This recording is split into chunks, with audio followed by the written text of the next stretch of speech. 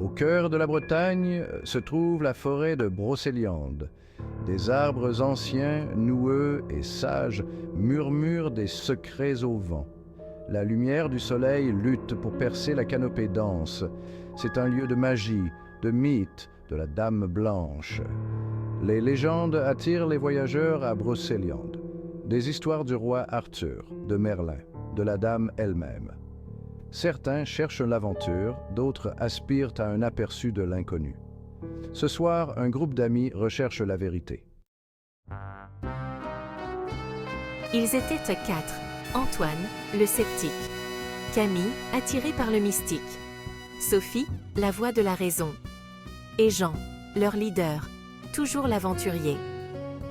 Ils avaient grandi avec les contes de Brocéliande et ce soir, ils s'aventuraient en son cœur. Tu crois qu'elle est réelle? La Dame Blanche, ce sont juste des histoires. Il y a trop d'histoires. Il doit y avoir une part de vérité. Ce soir, nous allons le découvrir. Alors que le crépuscule s'épaississait, la forêt s'animait. Les ombres dansaient, prenant des formes monstrueuses. L'air devint lourd, chargé d'une énergie invisible. Même Antoine se tut, ses yeux scrutant les alentours avec nervosité. Vous entendez ça? Chuchota Camille en s'agrippant au bras de Jean. Un bourdonnement sourd résonnait à travers les arbres, comme un cri plaintif. Il semblait venir de partout et de nulle part à la fois. C'est juste le vent. Bien que sa voix manquait de conviction. Ils continuèrent, s'enfonçant plus profondément au cœur de l'inconnu. Ils tombèrent sur un ancien puits en pierre. Ces pierres couvertes de mousse murmuraient des âges oubliés. L'air ici était plus froid, plus lourd. Le bourdonnement plaintif s'intensifia, tourbillonnant autour d'eux comme une chose vivante. C'est ici. C'est là qu'on dit qu'elle apparaît. Antoine frissonna, serrant sa veste plus fort. On devrait juste voir s'il y a quelque chose ici, et après on peut y aller. Comme en réponse, une rafale de vent traversa la clairière, éteignant leurs lanternes et les plongeant dans l'obscurité. Un hoquet de surprise échappa aux lèvres de Sophie. Puis ils la virent. Une silhouette, pâle comme le clair de lune, s'éleva du puits. Une longue robe blanche flottait autour d'elle, ses bords traînant dans la brise inexistante. Son visage, beau et empli d'une tristesse terrible, était strié de larmes qui semblaient scintiller comme des diamants. La dame, Souffla Julie, la voix tremblante. Thomas recula d'un pas, la peur gravée sur son visage. Camille, cependant, fit un pas en avant, hypnotisée. Qui êtes-vous?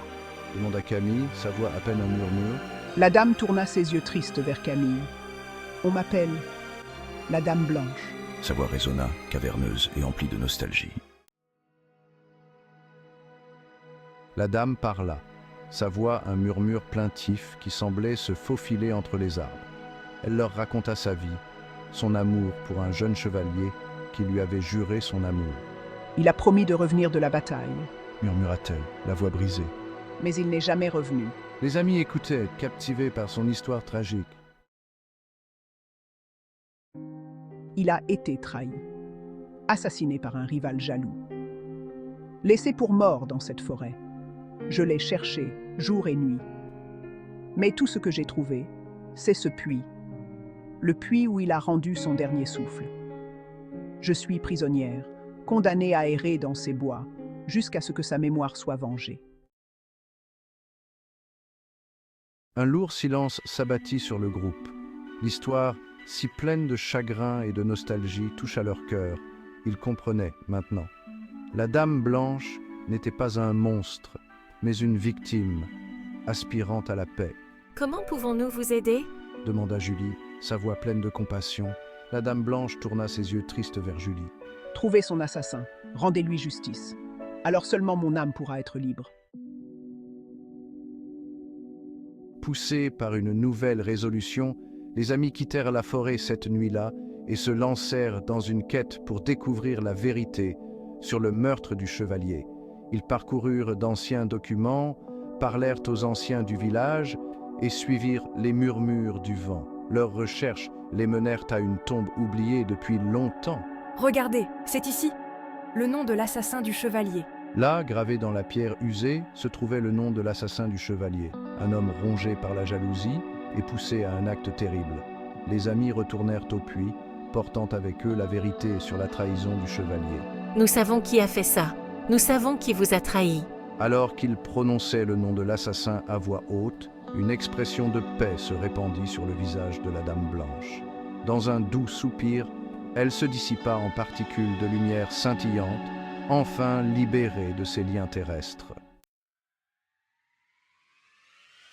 Les amis quittèrent la forêt à jamais changé. Ils avaient affronté leur peur, fait face à une légende et trouvé une vérité plus profonde qu'ils n'auraient pu l'imaginer. La Dame Blanche avait disparu, mais son histoire, une histoire d'amour, de perte et de rédemption, resterait à jamais gravée au cœur même de la forêt de Brocéliande. Et ainsi, la légende continua de vivre, un rappel que, même dans les recoins les plus sombres du monde, l'espoir et la paix pouvaient être trouvés, si l'on osait les chercher.